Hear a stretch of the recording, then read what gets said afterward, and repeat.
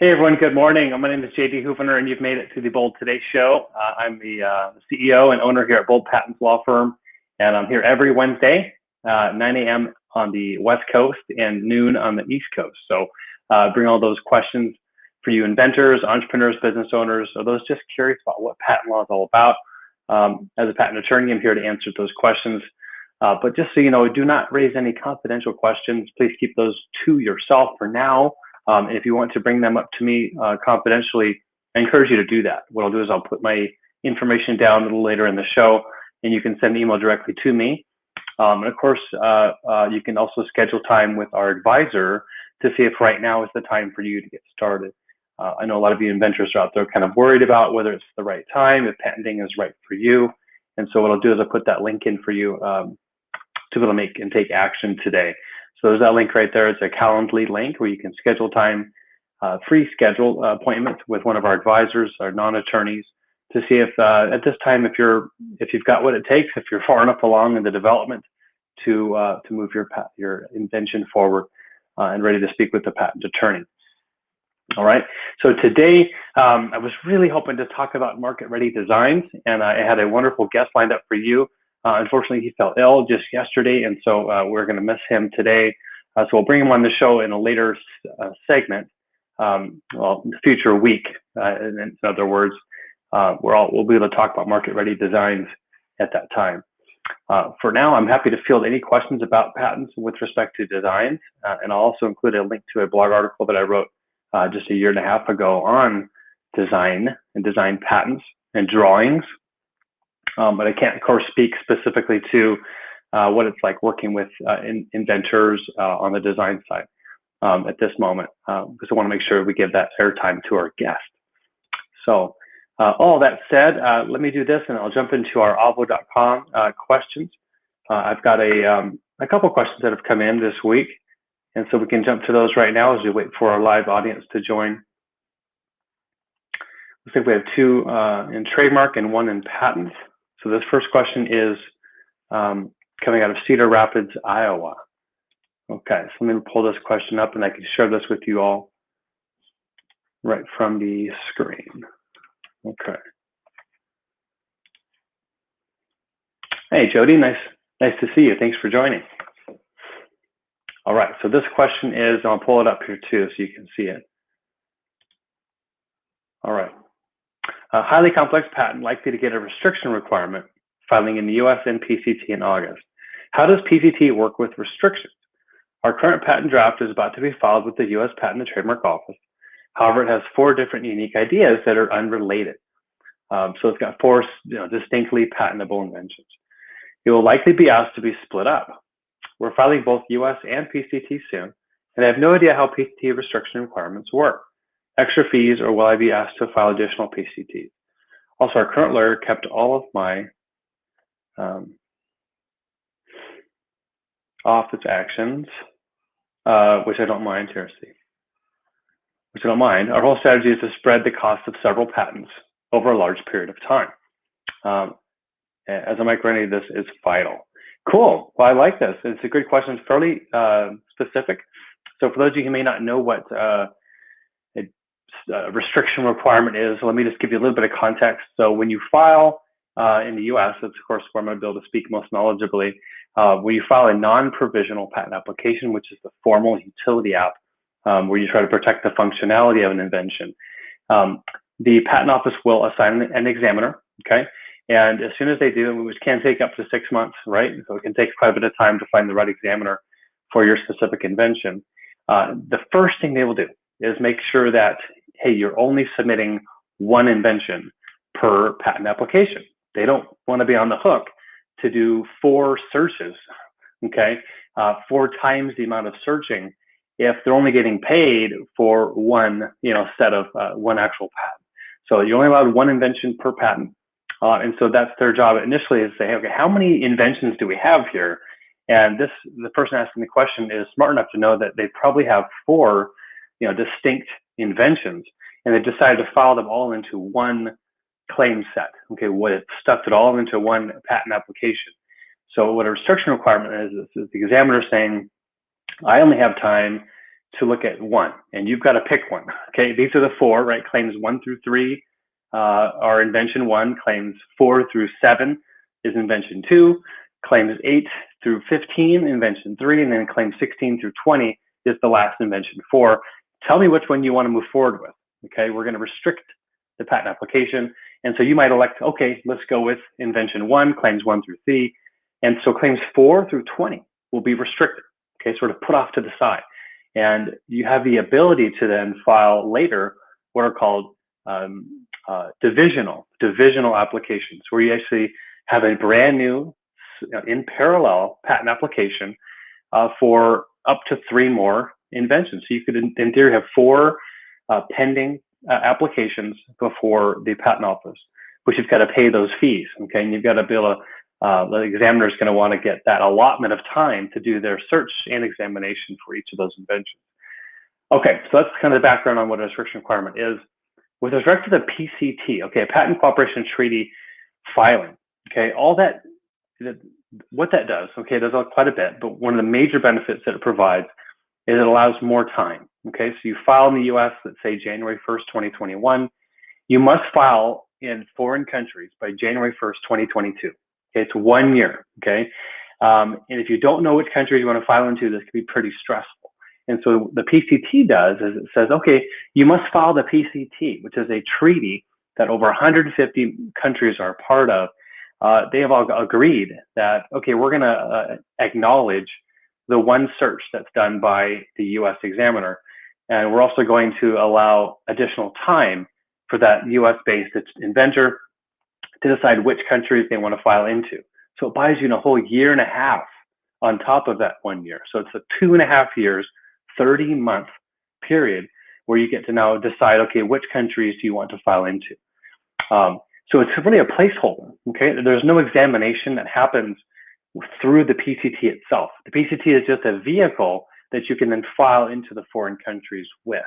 Okay, it basically buys you the ticket to be able to have more time and have saved them money. And those foreign countries, let's say in the UK or in Australia or Korea, those examiners in those different countries will all be obligated to use the search result that the US examiner, acting on behalf of the whole world under the PCT, performed. I know I'm throwing a lot of information at you, but it was a detailed question, so I think you wanted a detailed answer. So the further question is, well, okay, how do these restricted 4 separate inventions apply, or how does that work with respect to the PCT? Will I have to file multiple PCTs? And the answer is yes. Yes, you do. The Patent Cooperation Treaty, you have one filing, okay? The PCT effort will only give you that priority back to the one application, okay? So if you want to then seek international protection for those 3 other inventions, if you filed those separately through other divisional applications, yes, you will have to file separate PCT or foreign filings. The beauty is, though, you probably should hold off, right? If you haven't finished prosecution with the examiner in the US first, you should probably wait, because you have time to see how things go on that first invention. And if things go well, great, I think proceed right to the second divisional and then also look to file. But it could be that you get all the way through prosecution before the 18 months is up. And so you'll be very wise to know how many PCTs to file to get the best bang for the buck. Okay, long-winded answer. Thank you for hanging in there. Bindu, nice to see you. Thanks for hanging in. So if you're new to the channel or you're just joining it for the first time, I'm JD Houvener. I'm a patent attorney and owner here at Bold Patents Law Firm. And I'm happily to answer any live questions you've got. I will prioritize those over anyone else. Looks like Flavio, you got a question? You bet. Yeah, you're welcome. Yeah, for going live. When someone buys your patents, do they officially become the inventor? No, sir. Great question. The difference between inventorship and ownership is something we have to explain, and we're happy to do it. Inventing, you have to be the inventor. Okay, you have to be the one that has the idea, that conceives of that solution. Okay, that will not change. Even for inventors that are in big, huge companies, let's say Microsoft or Amazon, they must be named by first and last name. Even if of course, Mother Microsoft or Mother Amazon is going to own that, right? Because as an employee, usually you're obligated to assign, meaning transfer the ownership of the invention to your employer. They'll be listed as the assignee, but the inventors will always be there, okay? And there are certain rights that come with that. But usually, like I said, in an employee-employer situation, those rights will be assigned, and there will be a separate recording of that assignment in the patent recording database. So nope, inventorship stays the same, while ownership can certainly change hands quite a bit. Okay, so let's jump to a second. We had a second and a third question on AVO. That was the only one we had on patents, but it was a really good one on the implications of PCT and divisional US applications. So on to trademarks. I know we're bold patents here, but we do certainly help inventors and entrepreneurs that want to start and grow a business, help educate them about trademarks, and we do help research and apply for trademarks at the federal level too. So here's a trademark question. I'll bring this over to the board. Okay. I'm wondering if I can create a trademark for my cryptocurrency, Mercury currency, but there's already a cryptocurrency, Mercury Cash, that is registered. Question mark? So let's assume that there is a Mercury Cash out there that is already registered at the Federal Register at the USPTO. And they are in cryptocurrency. I think it is extremely high likelihood that if you were to apply for Mercury currency, that you'll get a rejection, just based on the fact that it's not distinct over and above Mercury, and also that it's confusingly similar to Mercury Cash. So yeah, I mean, even though you're changing the word currency versus cash, I think those names are synonymous and even actually descriptive of cryptocurrency, right? Currency being part of cryptocurrency. That's like, in terms of, perhaps a more tangible example, let's say you're selling hamburgers, Mercury burgers, okay? The Mercury part is what's distinctive, right? That's not necessarily having anything to do with a hamburger, right? What you're selling.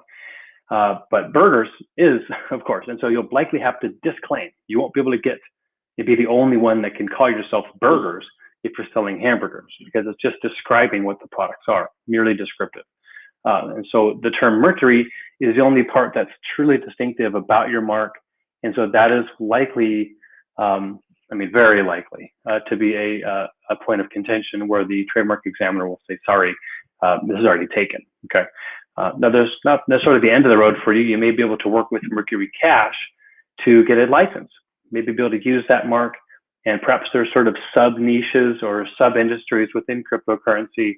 I don't know, for example, if they're a, like a wallet, and you're more of a, behind the scenes B2B, validator, right? I'm not necessarily in the industry, but if you're doing some of that data validation and you're more behind the scenes B2B work, and they're more B2C, and they don't mind if you use the word Mercury, and they may just want you to pay them a royalty for using that term Mercury currency.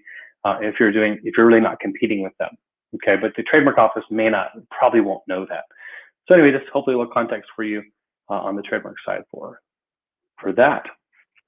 Okay, well, I don't see any more live questions. I'll do one more question here from our AVO community.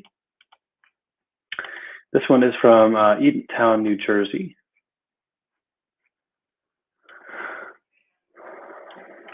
All right.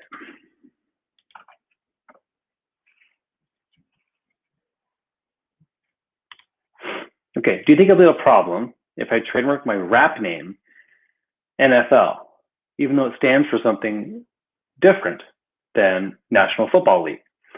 Trying to trademark my rap name, but feel like it will be a conflict.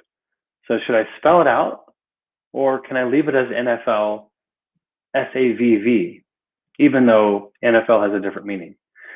I see, sure. So, I think it's going to take some research on this. Certainly, I think you're off to a good start in terms of not being in the same industry or same competitive space. In the last example we saw, you had Mercury currency versus Mercury Cash, and they're both in crypto. I think that's going to be a major conflict. You're selling music, right? You're creating a record label. You're producing, lyrics, musical compositions, in terms of, how you're selling, what you're putting out to the market as NFL. Okay, very different than, right, the sports and entertainment industry of football through the National Football League and NFL. That said, okay, there are many marks, and I think NFL may be one of them, that over enough time, okay, when you think of Starbucks, Google, Amazon, and these huge mega brands, they become famous, okay, and they get extra privileges when you become famous. And their goodwill and their notoriety goes beyond their classification, is a technical term. It goes beyond football, it goes beyond sports.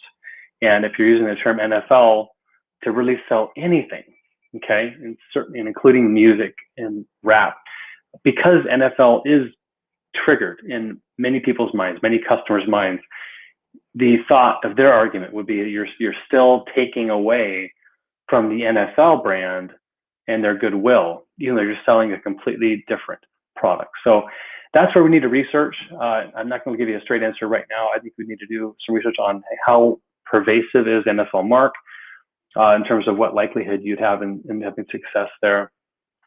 And it would be a sort of a likelihood of confusion analysis to see whether you'd have success. But it's sort of iffy. Can't really give you a clear yes or no on that, but it's a good question. So thank you. All right. Well, I know the topic was market ready designs. For those of you that may be hanging in there trying to hear some tidbits on that, I don't have a prepackaged presentation on market ready designs.